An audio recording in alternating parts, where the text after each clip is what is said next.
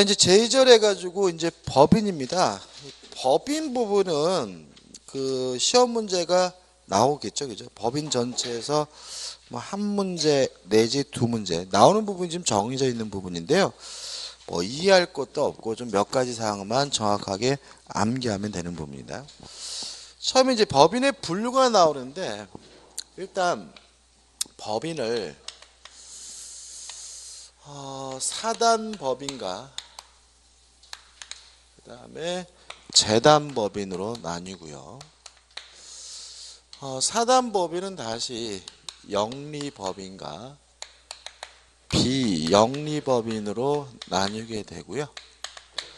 재단법인은 항상 비영리법인이고 영리법인일 수는 없다는 거 하나 좀 주의하시기 바랍니다. 일단 개념은 이 사단이라는 말 자체가 사람의 집합이라는 뜻이에요. 그래서 사람의 집합에다가 법인격을 부여한 것이 사단법인이고요. 재단이라는 말은 재산의 집합이라는 뜻이에요.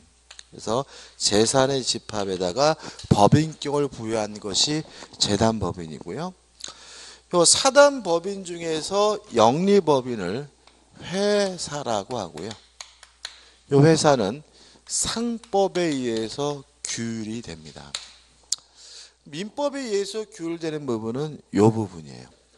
요 부분만 민법에 의해서 규율이 돼요. 그래서 민법은 비영리법인만을 규율 대상으로 하고요. 그래서 사단법인 중에서 비영리법인과 재단법인만 민법에 의해서 규율을 받습니다. 먼저 여기서 우리가 좀 생각해 볼 것이 뭐냐면 왜 재단법인은 영리법인으로 할 수가 없느냐 이걸 좀 생각해 봐야 되는데 자 우리가 영리법인과 비영리법인을 나누는 기준은 돈을 버느냐 돈을 안 버느냐 요게 아니에요. 요게 아니고 어떻게 따지냐면 그 법인이 어떤 활동을 해서 이익을 창출했을 때 그 이익을 구성원들이 찾아갈 수 있는 법인이 영리법인이고요. 찾아갈 수 없는 법인이 비영리법인입니다. 예를 들어서 뭐 충남대 병원이다 그러면 충남대 병원은 돈 받죠? 돈 더럽게 비싸잖아요. 그죠? 그래도 걔네들은 뭐라냐면 비영리법인이래요. 왜 그러냐면 충남대 병원이 병원을 운영해서 아무리 수익을 창출해도 그 수익을 누가 가져가질 않아요? 구성원들이 가져가지 않기 때문에 뭐가 되는 거냐면 비영리법인이 되는 거죠.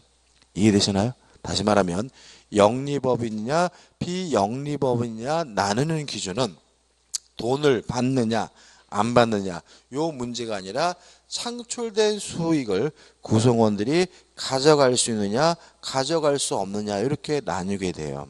그럼 여기서 우리가 왜 재단법인은 영리법인일 수가 없는지를 알 수 있게 되는데 다시 한번 보시면 재단법인은 재산의 집합에다가 법인격을 부여했기 때문에 재단법인은 구성원이 없어요. 오로지 뭐만 있어요? 재산만. 법적으로는.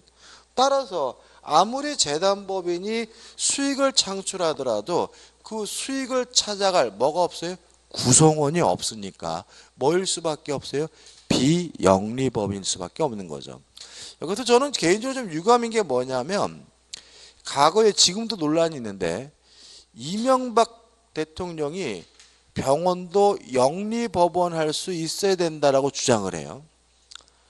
그랬더니 막 인터넷에서 보니까 그러면 돈 있는 사람만 병원 가느냐 어떻게 병원이 영리법인일 수가 있느냐 해가지고 막 난리가 나고 그래서 지금도 추진 안 되고 있는데 그게 이제 그런 인터넷 댓글의 가장 큰 논점이 뭐냐면 영리법인은 돈을 받고 비영리법인은 돈을 안 받는다는 얘기잖아요.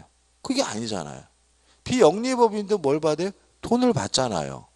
근데 왜 그거를 영리법인으로 병원을 설립할 수 있도록 해야 된다는 거를 영리법인이 되면 돈을 비싸게 받는다는 논리가 되는지 저는 잘 모르겠어요. 그러면 왜 이명박 정권은 그걸 주장했냐면 우리나라에 가장 여러 가지 문제가 있지만 병원을 기업들이 안 만들어요. 이게 무슨 말이냐면 삼성의료원이나 현대아산병원처럼 진짜 글로벌한 기업은 병원을 만들어요. 왜요? 사회 환원 차원에서. 그렇지만 뭐 LG니 뭐 효성이니 롯데니 이런 데 병원 만들어요? 안 만들잖아요. 왜 그러냐면 요 영리법인인 회사들은 병원을 만들 수가 없어요. 왜요? 병원은 다 뭐예요? 비영리법인이니까. 만약에 예를 들어 가지고 롯데 측에서 비영리법인인 병원을 만들어서 운영하겠다고 하면 주주들의 뭘 봐야 돼요? 눈치를 봐야죠. 왜요? 주주 입장에서는 아무리 병원이 잘 되더라도 무엇을요? 수익을 가져갈 수가 없잖아요. 이거 찬성할 수가 없는 문제거든요.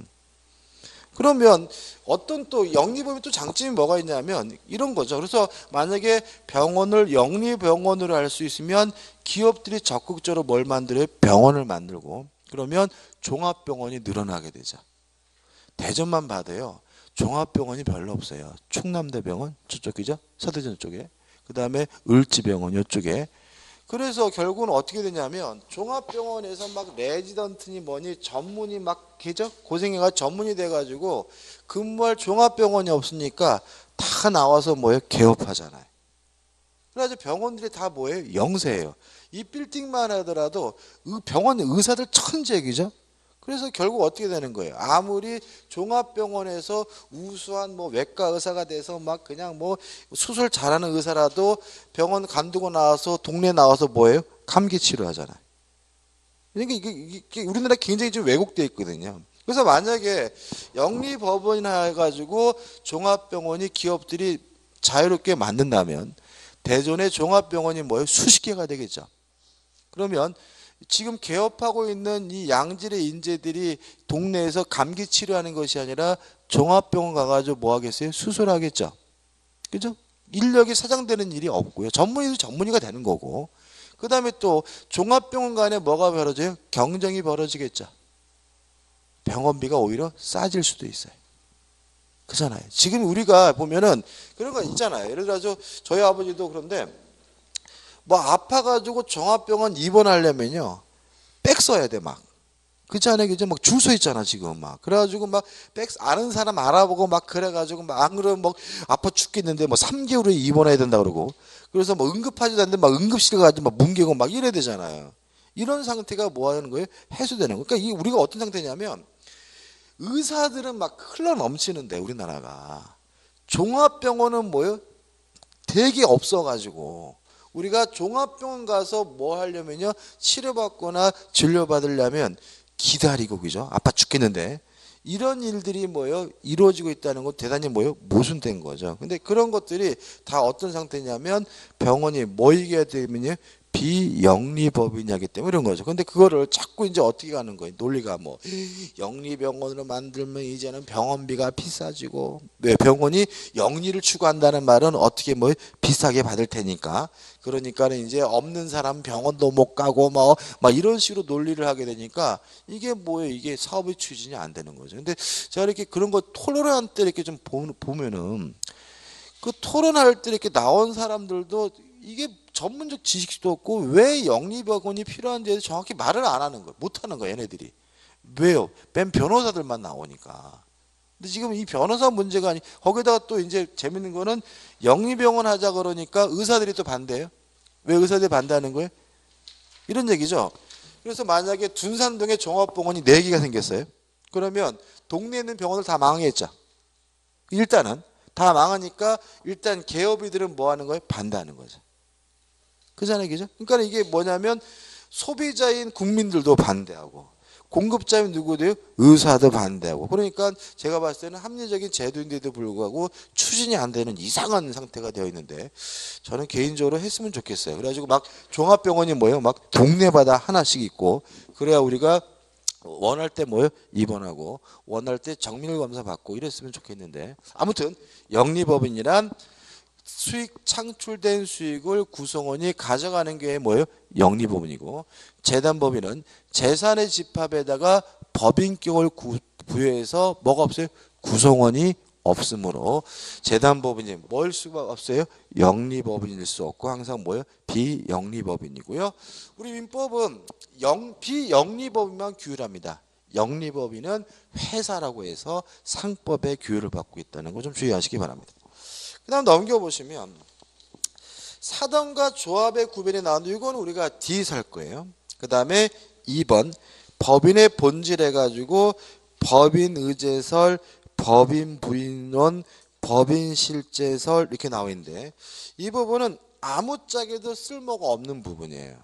그러니까 읽어볼 필요도 없는 부분이니까 이거 안 넣으면 책이 후졌다 그러니까 어쩔 수 없이 넣은 거고 의미가 없고 그 다음 우측에 3번 보시면 법인이 설립되는 과정에 나와 있는데 요걸 좀 설명을 드릴게요. 그래서 요걸 설명드리면서 좌측에 있는 사단과 조합까지 설명을 드릴 거예요. 이건 이제 개괄적인 내용인데 지금 제가 뭘 설명드리려고 하냐면 요 사단법인이 설립되는 과정을 좀 설명드리려고 해요. 예를 들어서 갑과 을과 병 세 사람이 모여가지고요. 사람이 집합이죠. 모여가지고 법인을 설립하자요. 그러면 이 사람들 우리가 뭐라 그러냐면 발기인이라고 하죠. 좀 야하죠. 그죠? 그래서 셋이 모여서 고스톱 치는 게 아니라 뒤에서 배울 뭘 만드냐면 정관이라는 거를 작성하게 돼요. 근데 정관이라는 게 만들어지면 뭐 주된 사무소 소재지, 그다음에 뭐 목적, 명칭, 그다음에 이사의 선임 방법 이런 게 다 결정되기 때문에 요 정관이 작성됨으로써 법인으로서 조직과 체계가 완성이 되게 돼요. 그리고 나서 이제 이 사람들은 법원에 가서 뭘 하게 되냐면 설립 등기를 하게 되고요. 설립 등기를 하게 되면 비로소 뭐가 되냐면 법인이 돼요. 그래서 법인이 되려면 뭐까지 해야 돼요? 설립 등기를 해야 돼요. 그러면 정관이 있어요. 조직과 체계가 완비됐어요. 그렇지만 설립 등기를 안 했으면 법인이 아니죠. 그죠? 그래서 이런 상태를 법인이 아니다 그래서 법인 아닌 사단이라고 하는 거예요. 그 다음에 설립 등기라면 법인이 된다는 말은 설립 등기를 함으로써 요 법인이 사람으로서 뭘 갖게 된다는 거예요? 권리 능력을 갖게 된다는 얘기죠.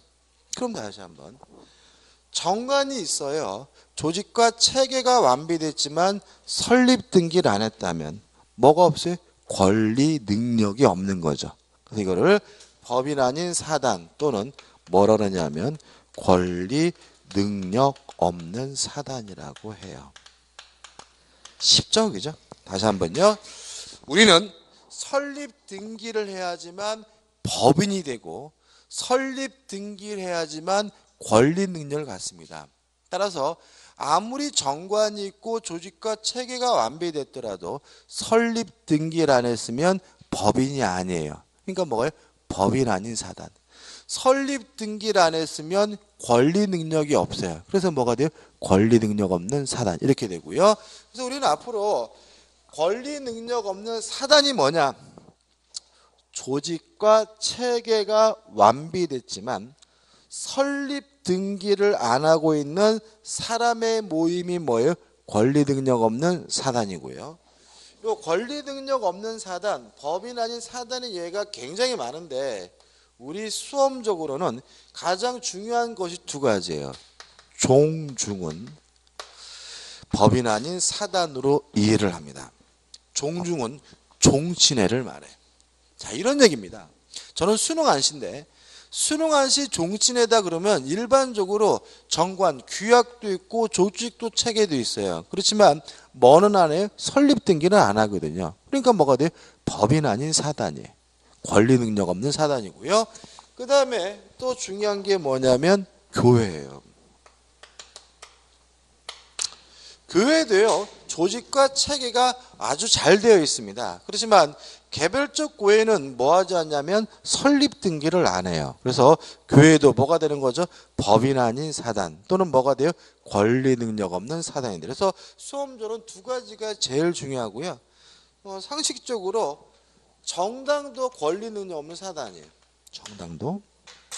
그러니까 우리가 뭐 새누리당이다. 새누리당이 그거 한자로 하면 신천지당이라는데. 그다음에 뭐 민주당이다. 조직 체계 잘 돼 있죠. 그죠? 근데 요 정당은 정당법에서 설립 등기를 못 하도록 막아 놨어요. 그래서 정당은 뭘 하지 못하냐면 설립 등기를 못 해요. 그렇기 때문에 법적 성질이 뭐가 돼요? 법인 아닌 사단이 되고요. 하나만 더 해볼까요? 입주자 대표회의도 법인 아닌 사단이에요. 우리가 보통 아파트에 보면 입주자 대표회의 있죠. 그럼 그 아파트 보면은 아파트 규약이다, 뭐 그다음에 조직 체계도 잘 돼 있죠. 뭐 대의원이다, 뭐다 다 있잖아요. 그러면 입주자 대표회의도 뭐가 되는 거예요? 법인 아닌 사단이에요. 근데 최근 들어서 대전적 들어오는데 가끔 입주자 대표회의 자체를 설립 등기하는 경우가 있어요. 그러면 설립 등기라면 근데 그 입주자 대표회의가 뭐가 돼요? 법인이 되는 거죠. 그렇지만 일반적으로 뭘 안 해요? 설립 등기를 안 하기 때문에 입주자 대표회의도 뭐가 되는 거죠? 법인 아닌 사단 또는 뭐죠? 권리 능력 없는 사단이 되는 거죠. 그 다음에 요겁니다. 지금 갑을병이 모여서 사단법인을 만들기로 했어요. 그럼 특징은 뭐냐면 사단법인을 만든다라는 공동의 목적은 있지만 아직 정관이 없다라는 말은 조직도 체계도 없다는 얘기거든요. 이런 사람의 모임을 뭐라 그러냐면 조합이라고 해요. 조합이란 공동의 목적만 있을 뿐 아무런 조직도 체계도 없는 사람의 모임을 조합이라고 해요. 그래서 우리가 흔히 말하는 조합들은 법적으로 조합이 아니에요. 예를 들어서 농업협동조합, 농협은 설립 등기가 되어 있기 때문에 법인이지 조합이 아니에요. 노동조합은 조직과 체계가 완비되어 있기 때문에 법인 아닌 사단이지 뭐가 아니에요? 조합이 아니에요. 그래서 우리가 흔히 말하는 조합들은 민법에서 말하는 조합이 단 한 개도 없어요. 그러면 여기서 말하는 조합이 뭐가 있느냐? 가장 대표적인 조합이 개입니다. 개. 친목개 같은 거. 예를 들어 가지고 아는 친지분끼리 10명이 모여 가지고 가을에 단풍놀이 갑시다라는 친목계를 만들었어요. 그러면 그 10분은 단풍놀이 간다는 뭐만 있어요? 공동의 목적만 있을 뿐 아무런 조직도 체계도 없기 때문에 뭐가 돼요? 조합이 돼요.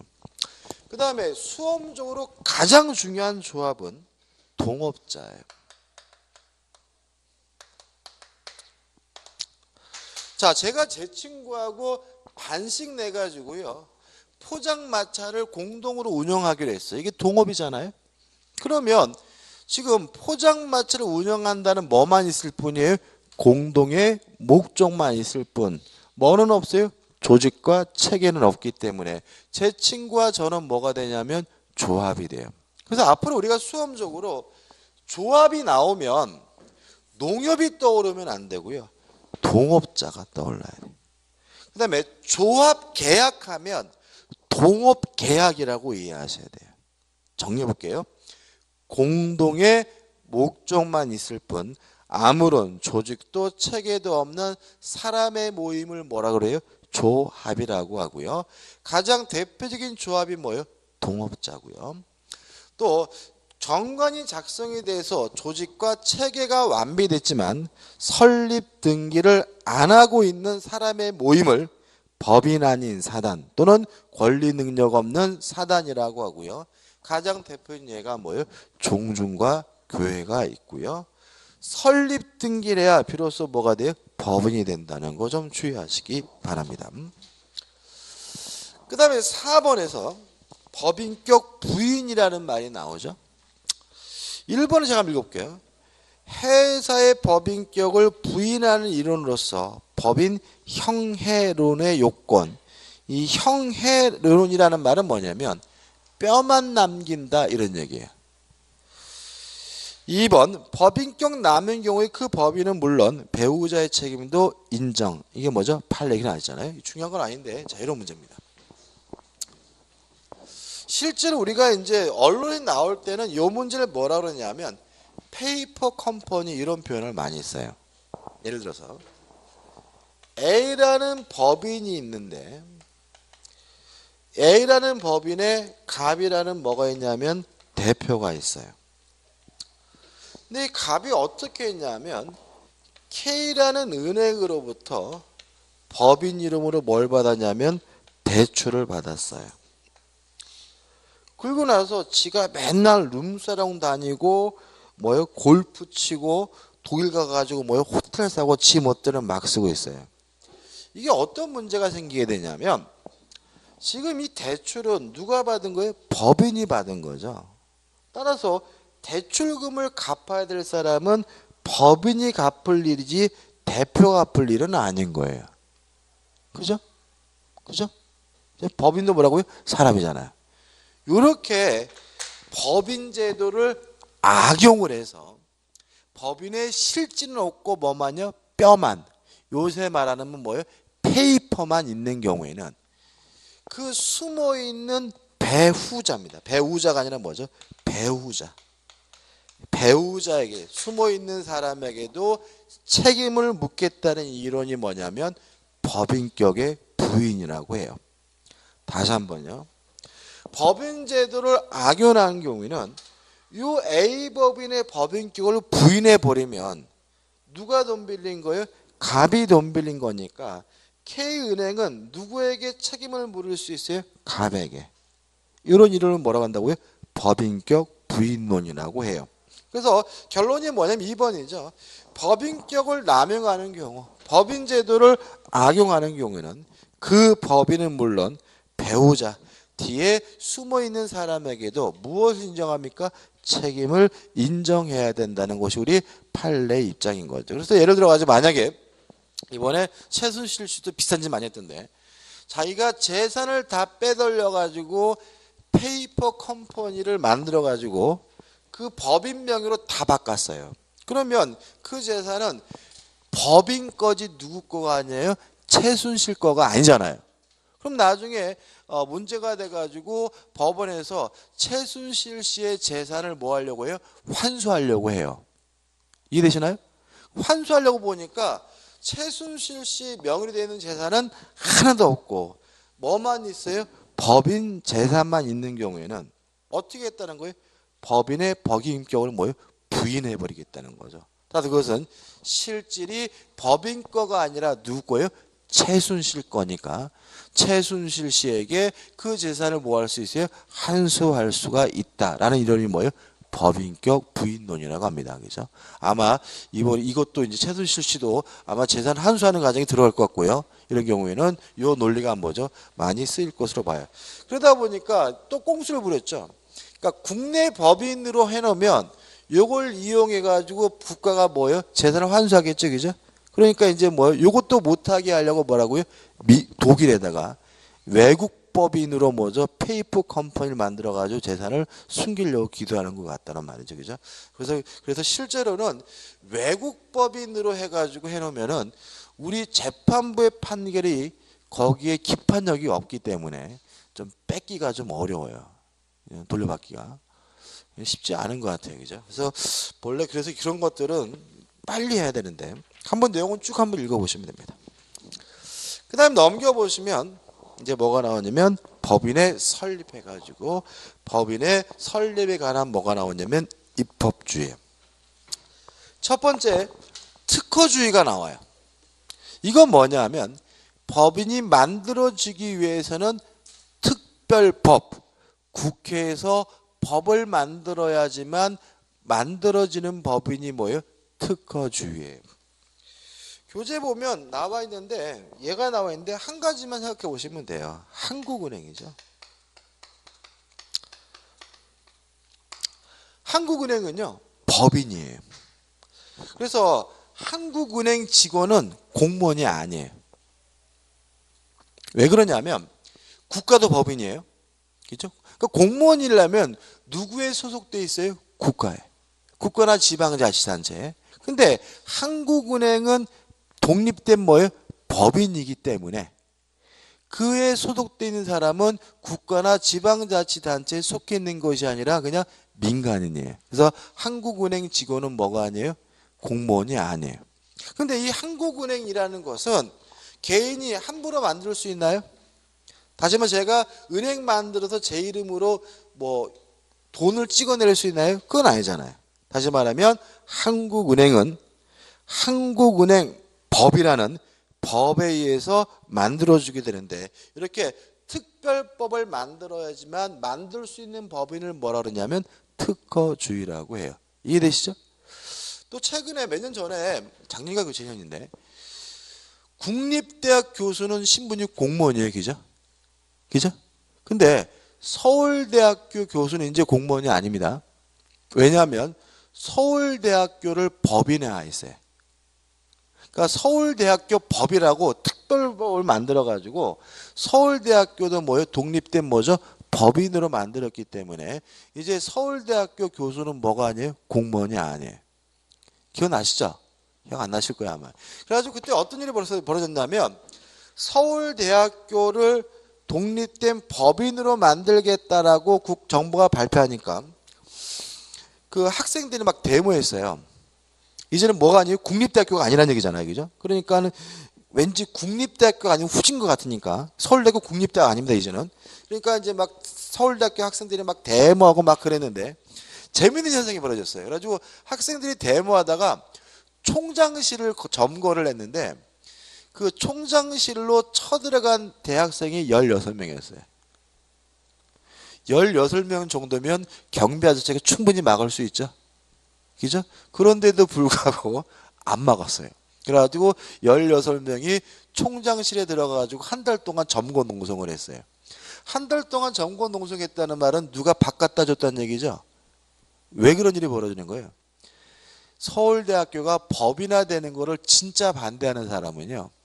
교수님들이에요. 학생이 아니에요. 왜요?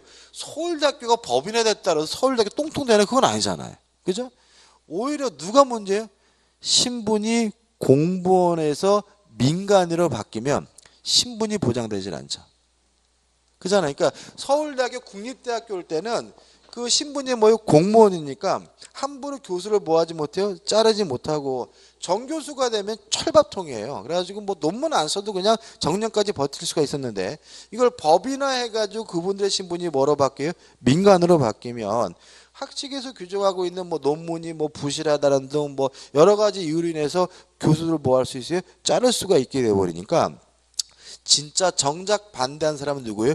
교수들이고. 그래서 교수들의 좀 학생을 좀 이렇게 붙인 게 있고 총장도 반대했겠죠, 그죠? 그러니까 아마 총장실 점거하러 갈 건데 그러니까 오늘 밤에 와 뭐 해가지고 이렇게 받아들이고 그랬지 않았나 싶어요. 아무튼 이렇게 서울대학교나 한국은행과 같이 특별법이 만들어야지만 만들어지는 법인은 뭐예요?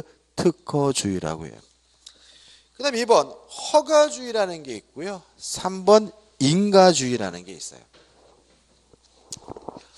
허가와 인가의 차이점을 좀 생각해 보셔야 되는데 이런 얘기입니다. 일정한 신청이 있었을 때 그것을 허락할지 거부할지 가부를 결정함에 있어서 주무관청의 자유 재량이 인정된다면 이걸 우리가 허가라고 하고요.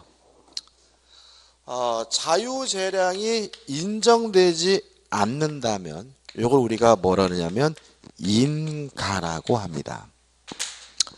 예를 들어 볼게요. 제가요 학원을 하고 싶어요. 학원, 학교가 아니라 뭐예요? 학원입니다. 학원을 하고 싶어서 모든 법적 요건을 다 갖춰서 신청을 하면 교육청에서는 받을지 말지 가부를 뭐예요? 결정하는데 제가 만약에 법적 요건을 모두 갖췄다면 교육청에서는 거부할 수 없어요. 따라서 학원 설립은 뭐냐면 인가주의인 거예요. 근데 제가 학원이 아니라 학교를 만들고 싶어요. 예를 들어서 중학교를 만들고 싶어요. 그러면 중학교를 만들고 싶다 해서 제가 모든 요건을 갖춰서 교육청에다 뭐 한다고 해서요? 신청한다고 해서 교육청이 받아들인다는 보장이 없어요. 왜냐하면 학교는 허가주의이기 때문에 그것을 받아들일지 안 받을지 교육청에서 자유롭게 뭐 할 수 있어요? 결정할 수가 있어요. 그래서 만약에 법적 요건을 갖췄다 하더라도 그 지역에는 학교가 너무 많습니다라고 자유롭게 뭐 할 수 있어요? 거부할 수 있고요. 법적 요건을 갖췄더라도 설립자인 제가 뭐죠? 뭐 좀 모자라면 뭐 정가도 많고 뭐 범죄 전력도 있고 뭐 애들 성추행도 했고 그러면 거부할 수 있으면 이걸 우리가 뭐죠? 허가주의라고 합니다. 이해되시죠? 그죠? 다시 말하면 법적 요건을 갖췄을 때 주무관청에서 당연히 받아줘야 되는 건 뭐예요? 인가. 법적 요건을 갖췄다 하더라도 받을지 말지를 자유롭게 결정할 수 있는 것을 우리가 뭐죠? 허가라고 하고요. 일단 결론부터 말씀을 드리면 우리가 공부하는 비영리법인은 우리는 지금 뭘 공부하는 거죠? 비영리법인이잖아요. 비영리법인은 뭐예요? 허가주의입니다. 그죠? 따라서 학교를 설립하는 것은 비영리법인을 만들겠다고 하는 거고 허가주의이기 때문에 법적 요건을 갖췄다 하더라도 뭐 할 수 있어요? 거부할 수가 있다. 우리 비영리법인은 뭐예요? 허가주의라는 거 기억해 두시고 그 다음에 인가주의에 대한 예가 나오는데 외울 필요 없습니다. 그 다음에 4번 준칙주의는 뭐 인간은 허가든 받을 필요가 없어요. 다시 말하면 법이 정하고 있는 요건을 구비하고 있으면 그것만으로 충분한 게 뭐예요? 준칙주의예요. 대표적인 것이 뭐냐면 영리법인이에요. 영리법인의 가장 대표적인 것이 뭐냐면 주무관청이거든요. 아니 주식회사거든요. 주식회사를 설립하려고 하면은 주무관청으로부터 허가 인가 받을 필요 없어요. 그냥 법적 요건을 갖춰서 그냥 뭐 하면요? 설립 등기만 하면 돼요. 그래서 영리법인은 뭘 취해요? 준칙주의를 취하고 우리가 공부하는 비영리법인은 뭘 취합니까? 허가주의를 취한다는 거 하나 좀 조심하시기 바랍니다. 그 다음에 이제 우측에 보시면 이제 본격적인 이제 설립 요건이 나와요. 첫째, 비영리를 목적으로 할 것. 왜요? 민법이니까. 영리를 목적으로 하면 민법이 아니라 뭐로 가요? 상법으로 하니까 민법이 적용되려면 뭐 해야 돼요? 비영리를 목적으로 해야 되고요. 2번 설립행위를 해야 되는데 설립행위란 사단법인에 있어서는 뭘 만들면 되냐면 정관을 만들면 돼요. 그래서 발기인들이 모여서 뭘 한다고요? 정관을 만든다고 말씀드린 거죠. 이게 설립행위인 거죠. 그래서 박스의 법조문에 이제 뭐가 나오냐면 사단법인 정관에 반드시 기재돼야 될 내용들이 나오는데 총 7가지 이거 외우시는 게 좋아요. 근데 뭐 일단 오늘 꼭 외우라는 얘기는 아니고 언제까지 외우시면 돼요? 시험 보기 전날까지만 외우면 되겠죠. 그죠? 그럼 보자고요. 첫째, 목적은 반드시 기재해야 됩니다. 두 번째, 명칭도 반드시 기재해야 되고요. 세 번째, 사무소 소재지도 기재해야 되고 네 번째, 자산에 관한 규정 다섯 번째, 이사 임면에 관한 규정 여섯 번째, 사원 자격의 득실에 관한 규정 일곱 번째, 존립시기나 해산 사유를 정한 때 그 시기 또는 사유 총 7가지는 반드시 뭐가 돼요? 기재가 돼야 되는데 일단 여기서 그 정리에 제가 적어놨는데 1호부터 5호까지는 재단법인도 마찬가지예요. 그렇지만 6호와 7호는 사단법인에만 있고요. 재단법인에는 없어요. 일단 6호가 시험에 잘 나왔겠죠. 왜 6호는 사단법인에 없을까요? 자, 재단법인은 뭐라고요? 재산의 집합에다가 법인격을 부여한 거니까 재단법인에는 뭐가 없어요? 구성원, 사원이 없죠. 그러니까 사원이 없으니까 사원 자격의 득실에 관한 규정은 어디에는 들어갈 일이 없는 거예요? 재단법인에는 들어갈 일이 없는 거예요. 그 다음에 따로 꼭 기억해 두셨으면 하는 것이 뭐냐면 4호 자산에 관한 규정이 정관 규제 사항이라는 거. 그다음 5 이사의 임면에 관한 규정. 이사를 어떻게 임명하고 어떻게 면직할지 관한 규정도 뭐라고요? 정관의 기재사항이라는 거 꼭 기억해 두셔야 합니다. 그러면 결과적으로 7가지 중에서 몇 가지요? 3가지만 조심하시면 돼요. 4호 자산에 관한 규정, 5 이사의 임면에 관한 규정, 6호 사원의 자격의 득실 변경에 관한 규정인데 주의하실 것은 6호는 무슨 법인에만요? 사단법인에만 있고 재단법인 정관에는 없다는 거 주의하시면 되겠죠.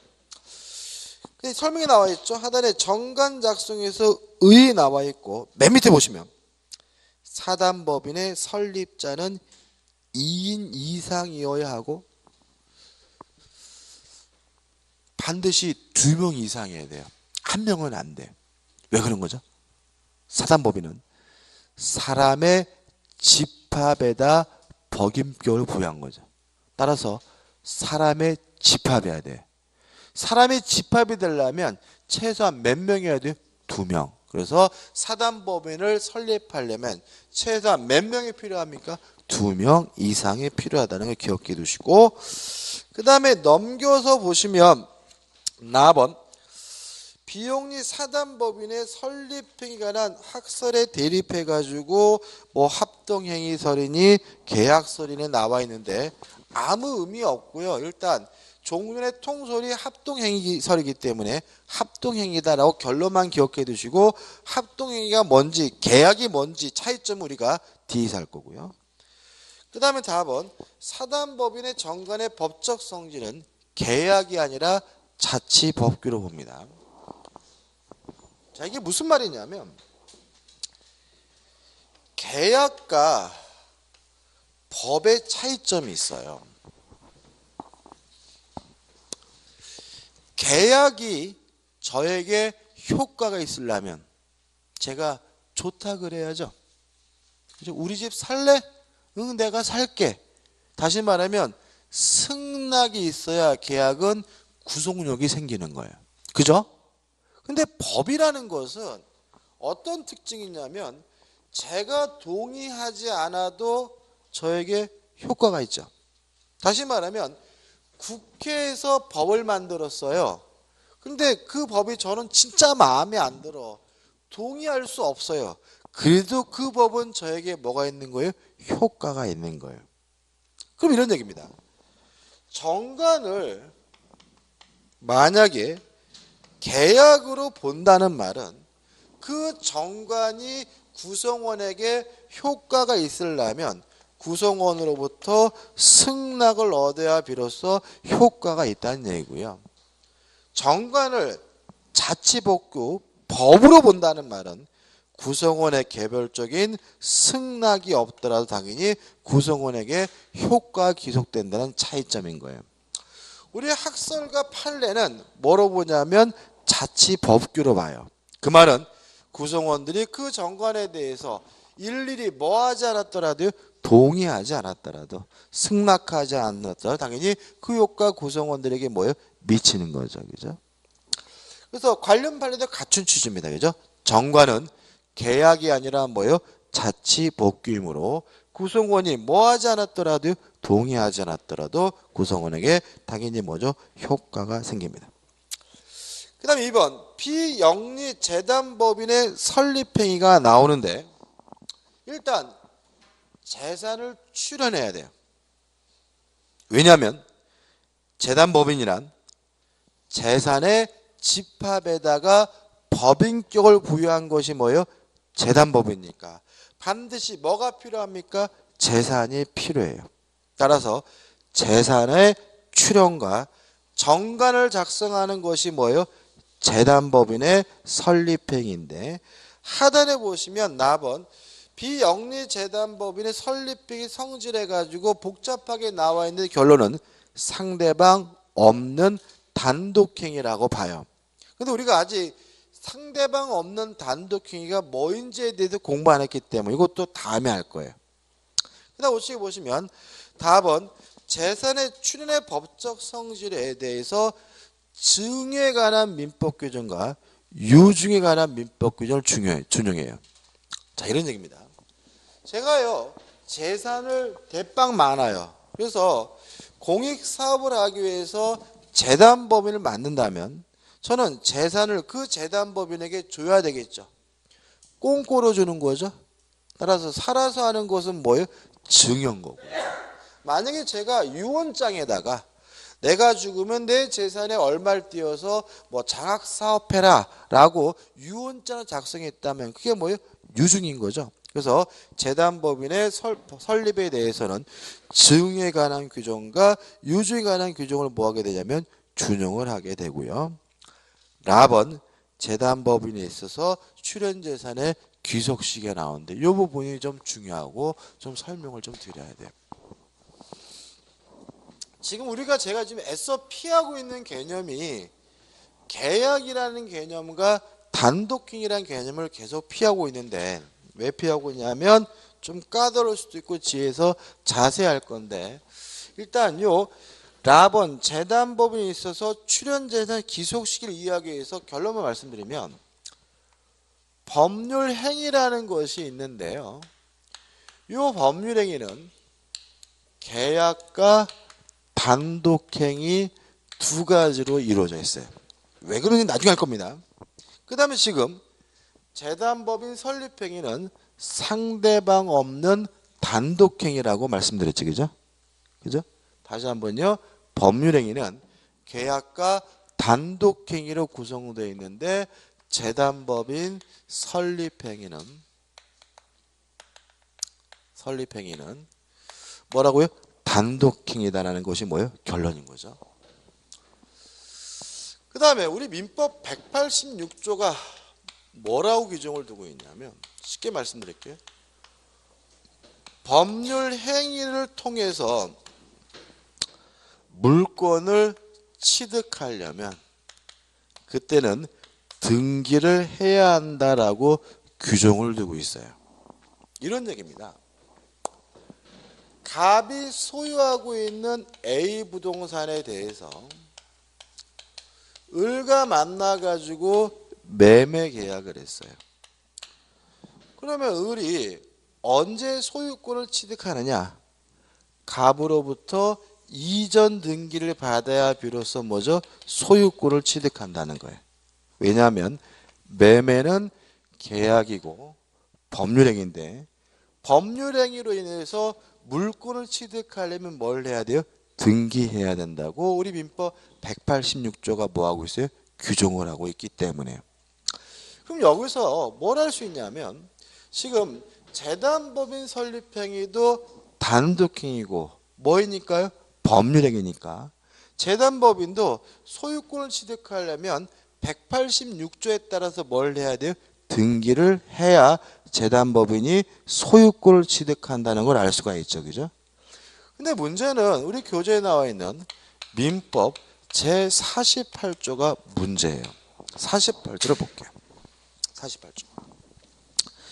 1항 생전 처분으로 재단법인을 설립하는 때에는 출연재산은 법인이 성립된 때. 법인은 언제 성립되죠? 설립 등기하면 성립되죠. 설립 등기한 때부터 법인의 재산이 된다라고 되어 있죠.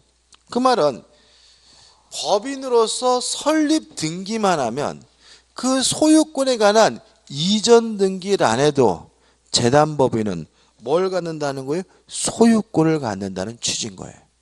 그죠? 이 항을 보시면 유언으로 재단법인을 설립하는 때에는 출연재산은 유언의 효력이 발생한 때 유언의 효력은 언제 발생하죠? 사망하면 발생하죠. 다른 말로 하면 사망 시에 법인에 귀속한 것으로 본다라고 되어 있죠. 그러면 이 항에 따른다면 출연자가 돌아가시는 순간 재단법인은 자기 앞으로 이전 등기를 안 해도 뭘 취득해요? 소유권을 취득한다는 얘기죠. 그죠? 그럼 이걸 적어보면 우리 민법 48조에 따르면 재단법인은 이전 등기를 안 해도 뭘 취득해요? 소유권을 취득한다라고 규정을 두고 있기 때문에 결과적으로 이 186조와 48조가 뭐하고 있냐면 충돌되고 있는 거죠. 그죠? 다시 말하면 재단법인의 설립행위도 단독행위 법률행위니까 186조에 따른다면 재단법인이 소유권을 취득하려면 뭘 받아야 돼요? 이전 등기를 받아야 되고, 지금 읽어본 48조에 따른다면 설립 등기한 때 또는 사망한 때 뭐 하지 않아도 돼요? 이전 등기하지 않아도 재단법인이 소유권을 취득한다라고 규정을 두고 있기 때문에 186조와 48조가 뭐 하고 있냐면 충돌하고 있어요. 그래서 규제 보시면 1. 문제의 소재. 법조문에 뭐가 있다는 거예요? 모순이 있다는 거죠. 그래서 이것을 어떻게 할 것이냐에 대해서 2번 학설에 대립해가지고 1. 48조 적용 긍정설, 2. 48조 적용 부정설 이렇게 나오고, 넘겨보시면 3. 판례 입증 해가지고 대내, 대외관계 분리설이 나와 있어요. 요걸 이해하기 위해서 좀 다른 얘기를 좀 드려야 될 것 같아요. 이걸 일단 기억해 두시고.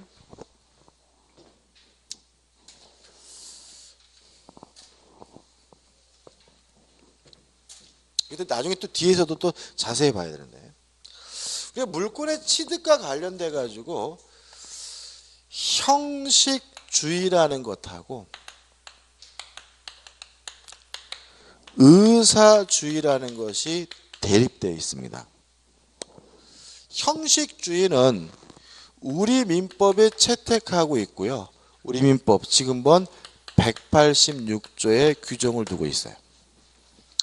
의사주의는 어느 나라 민법에 채택하고 있냐면 일본 민법에 채택하고 있는 주의입니다. 그런데 우리나라 것부터 보면 이런 얘기죠. 형식주의는 무슨 말이냐면 갑이 을과 자신이 소유하고 있는 토지에 대해서 을과 만나가지고 매매 계약을 했어요. 을이 소유권을 취득하려면 갑에서 을로 이전 등기가 있어야 비로소 을은 뭘 갖게 돼요? 소유권을 갖게 되죠. 그러면 을의 입장에서는 등기라는 특별한 형식을 갖춰야지만 소유권을 취득하기 때문에 이런 주의를 우리가 뭐라 그러냐면 형식주의라고 해요. 다시 말씀드릴게요. 자, 등기라는 뭐가요? 특별한 형식을 갖춰야지만 소유권을 취득한다. 이게 뭐예요? 형식주의고 우리 민법이 제대하고 있는 제도입니다. 1번은 좀 달라요. 1번은 뭘 취하냐면 의사주의인데, 갑이 지금 A라는 건물을 가지고 있어요. 근데 을과 만나가지고 갑이 매매 계약을 하고 을이 갑에게 대금을 다 줬거든요. 그랬더니 갑이 을한테 뭐라 그러냐면 웃으면서 이제부터 이 건물은 당신 거요 이런단 말이죠. 다시 말하면 등기하지 않아도 갑이 을에게 소유권을 넘겨준다는 쌍방의 의사의 합치만 있다면 을은 그것만으로 소유권을 취득하게 되는데, 이걸 우리가 뭐라 그러냐면 의사주의라고 해요. 그래서 의사주의는 뭐 하지 않아도 소유권을 가져요. 등기하지 않아도. 뭐만 있으면요? 의사의 합치만 있으면. 근데 의사주의를 생각해 보면 이런 생각이 들죠. 뭐하러 등기하느냐? 등기하지 않아도 이미 나에게 뭐가 있어요? 소유권이 있잖아요. 등기하는 이유는 뭐냐면 이런 상태에서도 을이 뭐가 있어요? 소유권이 있지만 갑이 이 건물을 병한테 팔아먹고 병한테 이전 등기를 해줘 버리면 을은 자신의 소유권을 가지고 병에게 뭐 하지 못하냐면 대항하지 못해요. 이해되시죠? 따라서 을이 등기하는 이유는 소유권을 취득하려고 등기하는 게 아니라 병과 같은 사람에게 대항하기 위해서 등기한다. 그래서 의사주의를 단말로는 뭐라 그러냐면 대항 요건주의라고도 해요. 다시 한번요. 등기하지 않아도 의사의 합치만 있으면 소유권을 가지니까 뭐라고요? 의사주의라고 하고요. 다만 등기 없이도 소유권이 있지만 이 소유권을 가지고 제3자에게 대항하려면 뭐가 필요해요? 등기가 필요하기 때문에 이걸 뭐라고 그래요? 대항요건주의라고 돼요. 이해되시죠? 그죠? 어려운 건 아니죠. 그죠? 그럼 여기서 의문이 들죠. 왜 우리가 재수없게 쪽발이 것까지 해야 되느냐? 왜 느닷없이 일본 걸 떠드느냐? 이 의사주의가 일본 게 아니에요. 왜 그러냐면 전에 기억나시나요? 우리 민법은 60년 1월 1일부터 시행됐다 그랬죠. 59년 12월 31일까지 어느 나라 민법을 썼어요? 일본 민법을 썼다 그랬죠. 그래서 우리나라가 결국은 60년 1월 1일 이후에부터는 뭐예요? 형식주의지만 59년 12월 31일까지는 일본 민법을 쓰고 있었기 때문에 우리나라가 뭐였다는 거예요? 의사주의였다는 거예요. 과거 우리나라가 뭐였어요? 의사주의였어요. 이게 이제 시험과 상관이 없는데 그래서 이게 여기서 이제 몇 가지 해결이 돼요. 이런 거잖아요.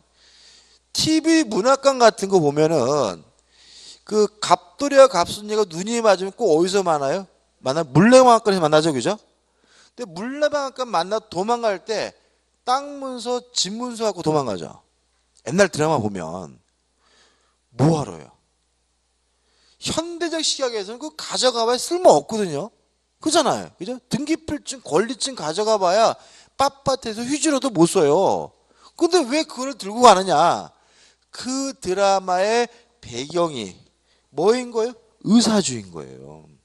그래서 아버지가 땅을 샀는데 자기 앞으로 뭘 안 하고 있어요? 등기를 안 하고 있는 거야. 그죠? 안 할 거 아니에요. 그러니까 땅 문서 가지고 도망가면 뭐 할 수 있어요? 팔아먹을 수가 있기 때문에 땅 문서, 집 문서 가지고 도망가는 것이 드라마에 나오는 거예요. 그게 맞으려면 시대가 뭐여야 돼요? 의사주의여야 되는 거예요. 이해되시죠? 그 다음에 또 뭐가 해결되냐면 저희 아버님은 돌아가셨거든요. 저희 아버님 세대의 그렇게 어르신들은 이 등기필증을 권리증이라고 해서 굉장히 중요시 하세요. 그러나 그거를 막 뭐요? 소리봉투에 넣어가지고 또 함에 넣어가지고 장롱 깊숙이 숨겨두시죠. 그래서 저희 아버지도 돌아가시고 나서 아우 찾느라고 애먹었어 아주. 근데 그거 쓸모 없거든요. 잊어버려도 돼요 그거. 잊어버려 나중에 팔 때 잊어버렸어요 그러면 끝이에요. 법무사가 알아서 그냥 해줘. 필요 없는 소리입니다. 그죠? 있으면 뭐 7만 원 절약하긴 하는데 별 의미 없어요. 그거 없어도 되는 소리예요. 근데 그걸 왜 중요시 하느냐? 그분들이 의사주의 법자에서 교육을 받으셨기 때문에 그래요. 요 시대에서 초등학교를 다니면요. 뭐라고 배우겠어요? 땅 문서 잊어버리면 뭐예요? 땅 날린다고. 집 문서 잊어버리면 뭐예요? 집 날린다고 배우시는 거예요. 어렸을 때. 그러니까 그런 어렸을 때 그 교육 때문에 지금은 그게 뭐예요? 그닥 중요한 서류가 아닌데도 불구하고 굉장히 뭐예요? 중요시하는 경향이 있는 거죠. 재밌는 거는 우리도 그런다는 거예요. 우리도. 저도 그래. 저도 법적으로야 지식적으로야 아무 쓸모없는지 알지만 저도 어떻게 해요? 소리봉투에 집어넣어가지고 어떻게 해요? 곱게 제가 모셔두고 있어요. 이런 것들은 다 뭐의 영향인 거예요? 의사주의의 영향인 거예요. 이해되시죠? 그죠? 자, 이렇게 의사주의 형식주의를 취하고 있는 이유는 뭐냐면 우리 판례가 요 재단법인 설립행위에 관한 제소유권의 귀속 문제에 있어서 대내관계 분리설이 뭐냐면 의사주의를 채택하고 있기 때문에 그래요. 다시 말하면 우리 판례는 재단법인의 설립에 있어서 그 출연재산의 귀속 문제는 무엇으로 해석합니까? 의사주의처럼 해석을 해요.